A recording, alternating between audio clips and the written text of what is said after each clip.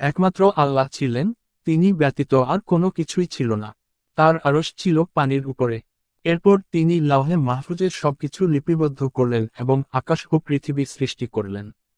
আল্লাহ তাআলা যেদিন আসমান জমিন সৃষ্টি করেছেন, সেদিন থেকে সময় যে রূপে অবর্তিত হচ্ছিল আজও তা সেরূপে আবর্তিত হচ্ছে। চন্দ্র ও সূর্য এর দুটোই আল্লাহর নিদর্শনাবলীর মধ্যে দুটি নিদর্শন।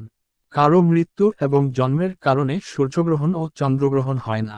অতএব তোমরা যখন তা সংগঠিত হতে দেখবে তখন আল্লাহর জিকির করবে।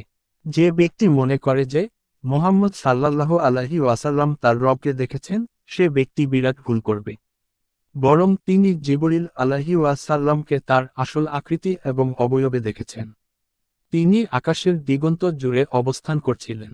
জান্নাতে এমন একটি বৃক্ষ আছে, যার ছায়ায় কোন আরোহী 100 বছর পর্যন্ত চললেও তা অতিক্রম করতে পারবে না।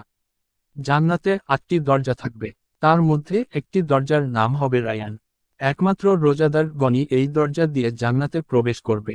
যখন রমজান মাস আরম্ভ হয়, জান্নাতের দরজাগুলো খুলে দেওয়া হয় এবং জাহান্নামের দরজাগুলো বন্ধ করে দেওয়া হয় আর শয়তানকে শৃঙ্খলাবদ্ধ করে রাখা হয়।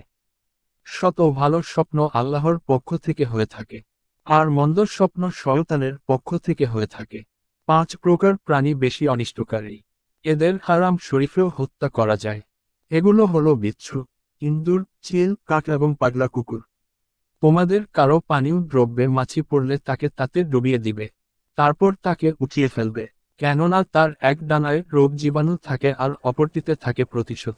যে ঘরে কুকুর এবং প্রাণীর ছবি থাকে সেই ঘরে ফিরিস্তাগণ প্রবেশ করে না। বুখারী শরীফ, 5ম খণ্ড, সৃষ্টির সূচনা অধ্যায়,